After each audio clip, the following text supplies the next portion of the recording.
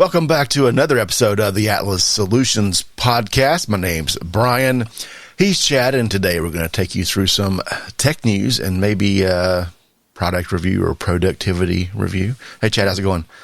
Good, Brian. How are you? It's been a while. We've missed a couple of podcasts because we've been busy, which is awesome, serving you guys and serving our clients. Yeah, customer comes first, right? So that's right. Speaking of our customers, there's a lot of stuff in the hopper, things that are coming down the pipe from Apple. Particularly, there's an event actually tomorrow on April 20th. That's the spring event. So we're excited to hear about that. I try to stay away from rumors and rumor site sort of stuff about what might come out. So we're not going to dig into that until we know for sure. But I wanted to talk about what the implications are of these products and why there was sort of some hesitancy around this event. And one of the main things that sort of affected the world right now is actually a chip shortage. So everything now has a microchip, your camera, your cell phone, your computer, your car. And in fact, this chip shortage has affected the Ford F-150 truck plant, which is just absolutely crazy because they have to stop the production of the truck because they don't have enough chips for the trucks. So, Wow. yeah, and that's I can't remember the statistics on that particular plant, but the F-150 plant makes like more cars in a year than like several other car manufacturers combined. It's a pretty big deal for that to stop. Right. But as consumers, we forget that glass and metal and silicon and the things that make up our technology, it has to come from somewhere. It right. comes out of the ground. It is milled and mined, and we get it, and then we make our technology out of it. So iPhones, iPads, all of the rumored products that are coming down the line need those things. So again, the rumor mills were talking about, oh, we're going to have an Apple event in March, and then, well, maybe April, and then they said no, and now they're saying yes. So surely this chip shortage has affected the guarantee that we're going to actually get our stuff on time.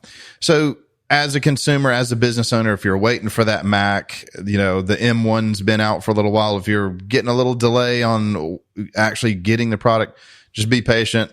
The whole world's dealing with it. If you're trying to buy an F-150 right now, you might be delayed as well. So, yeah, and it's happening everywhere. I think not just technology industry. I was talking to somebody, I think about vinyl. Maybe I was getting a quote done for doors or something in my house, and they're like, "You can't order anything right now because they're still making." So, like raw materials across the globe have been slowed down because of the pandemic and stuff. Yeah, I mean, some of our clients are architects and they build fantastic homes. And I've heard directly from them that, they have a timeline. Like at some point, the house is going to be to a particular stage and we're going to get the refrigerator put in the house, or we're going to put in the dishwasher or whatever. And something so small as when your refrigerator shows up is throwing the whole thing off, because now there's no guarantee that you're going to get that refrigerator because they're coming over from China and the supply chain is held up for a variety of reasons. So just be patient. We'll see. Things from Apple, I've noticed in particular, are still shipping pretty quickly, with the exception of a few products, one of which I have on my ears at this very moment.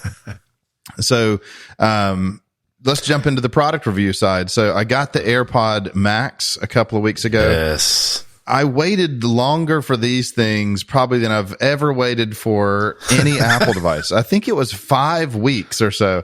I didn't jump on it and buy them immediately.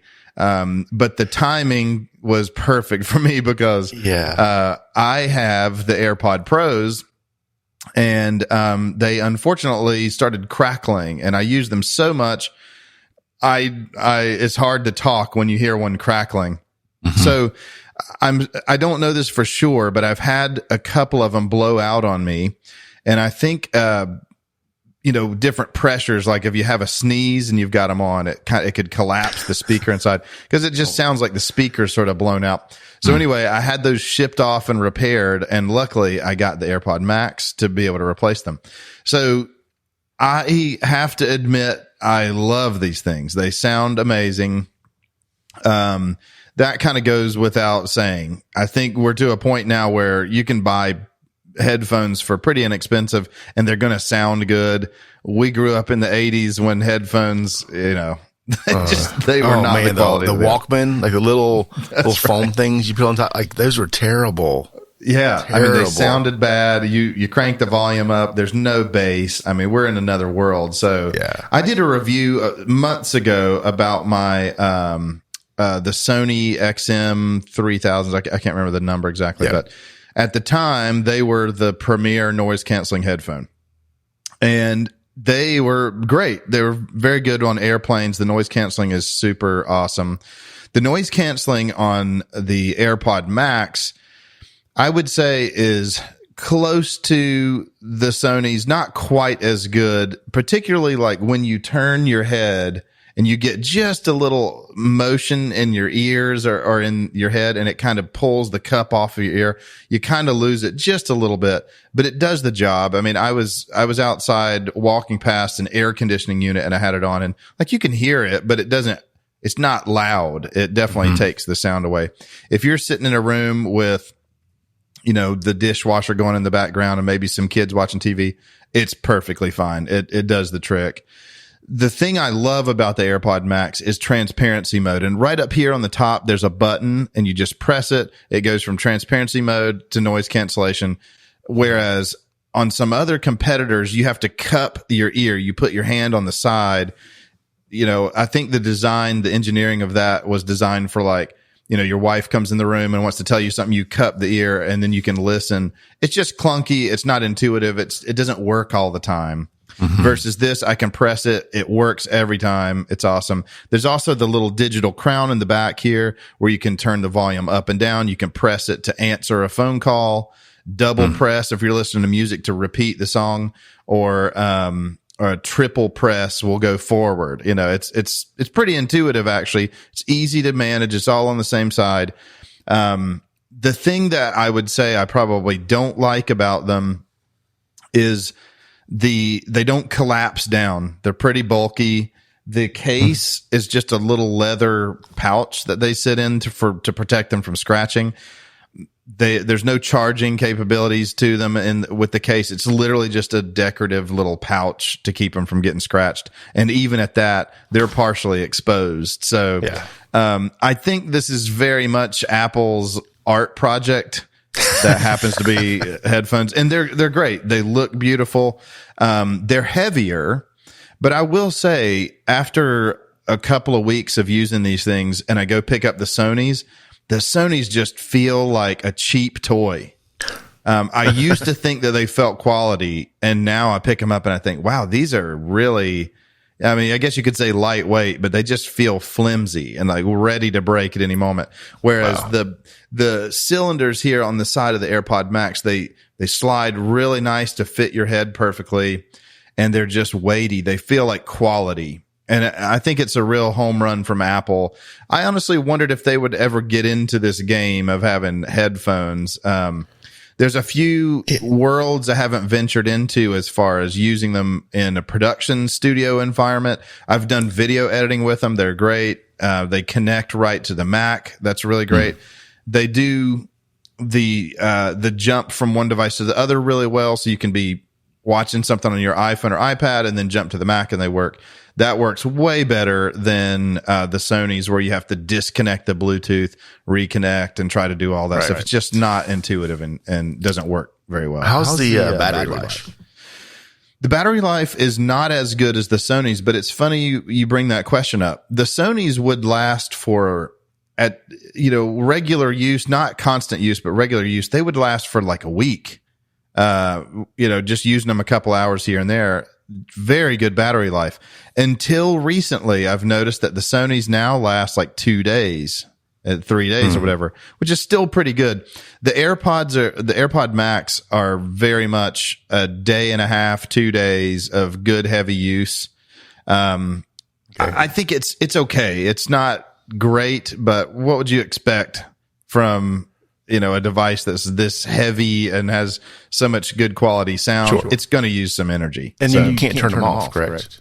You can't turn them off. And that is pretty interesting as well. That's been the one thing about them where it just feels weird to just set them down and they're kind of on, Mm-hmm. From a troubleshooting standpoint, I guess there was at one point where I was having a friend listen. I said, check these out. He put them on and said, the noise canceling is only happening in one ear.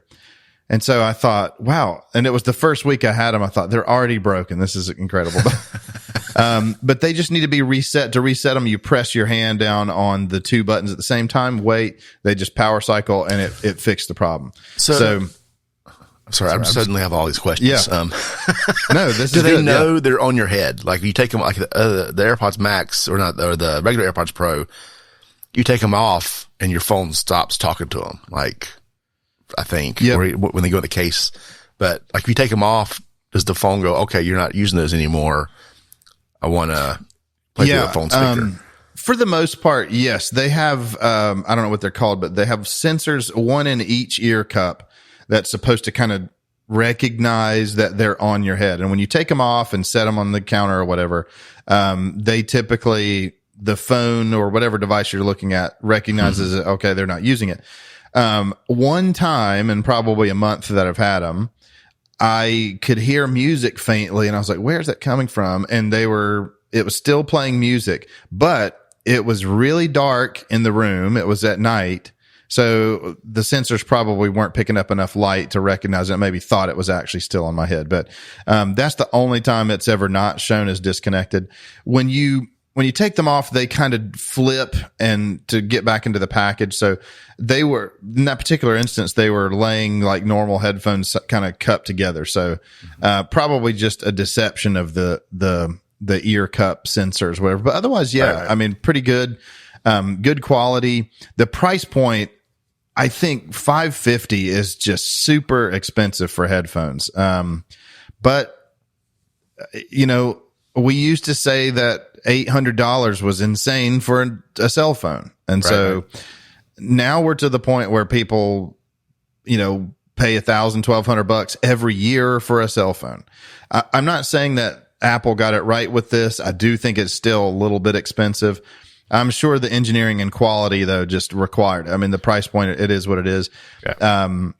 Clearly, the market is willing to pay it because you can't get them. They're hard to buy. You have to wait in line, sort of. So, yeah. And how much of that you think is intentional scarcity? Like they went, because I think they got burned on like the HomePod, and they made a bunch of them maybe, and then people didn't buy them because it's a high premium audio device. Like did they go, "Yep, we're really going to make a million of these and see what happens."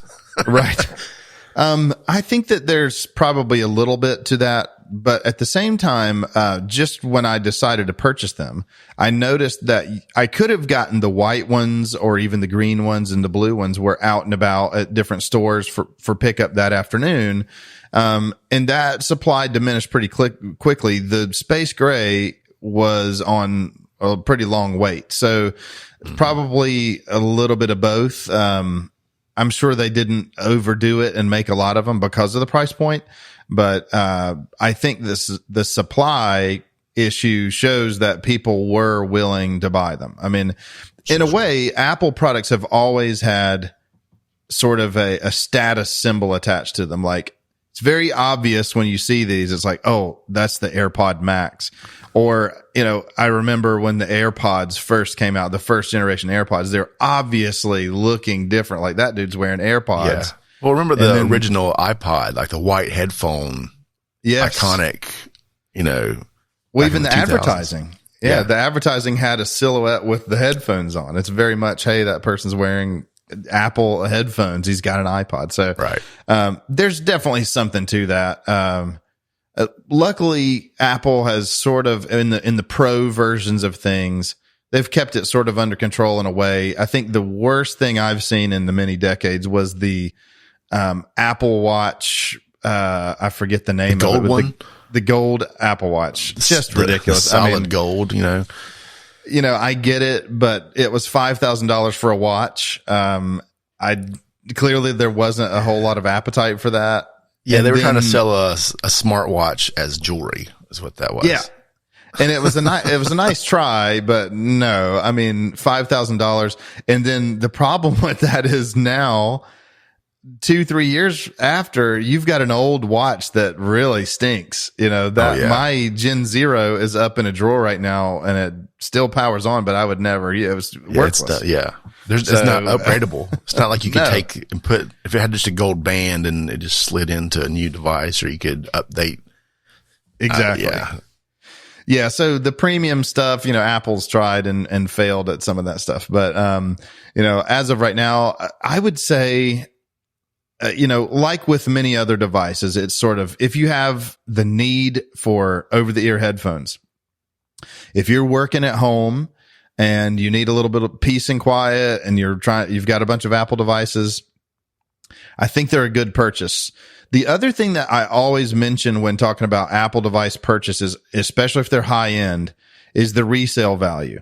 So if you get them and you think, okay, $550, I've got the money now, you buy them, and then you think, you know what, I'm going to use my old headphones. You're going to resell them at a very high price, and you'll have people waiting in line to buy them to save $50 or $100. Sure. The Sonys, I thought about selling my Sonys, but once I paid $350 for those Sonys, they're going on Facebook Marketplace for $50 now. So the decline in value is just not the same. I mean, these AirPod Max have only been out for several months. I guarantee the resale value is not that drastic as the Sony. So if you get stuck and you want to, you got something to pay for and you want to offload them and get your money back, you're going to get a good chunk of your money back. That as long as you protect them and make sure they're in good quality. So that's the one thing I would say too. You have to calculate in resale value if you end up not liking them. If you love them and you're happy with that amount, great. So I would say again, it depends on, if you have the money to do it. Yes. If not, I would not at this point buy the Sonys because there's, another $100 and you can get these and the resale value is better. It's just a ratio thing at that point. Yeah. So awesome. We're going to get with you guys after this event tomorrow. We're super excited about what's coming out. But again, don't want to speculate. Remember to be patient with everybody in the world with this chip shortage. There's nothing we can do about it. We got to wait on the silicon to come out of the ground, and we got to wait on the boats to come over with the stuff on it. So, yep. So with that, everybody have an awesome week, and we will talk to you next time.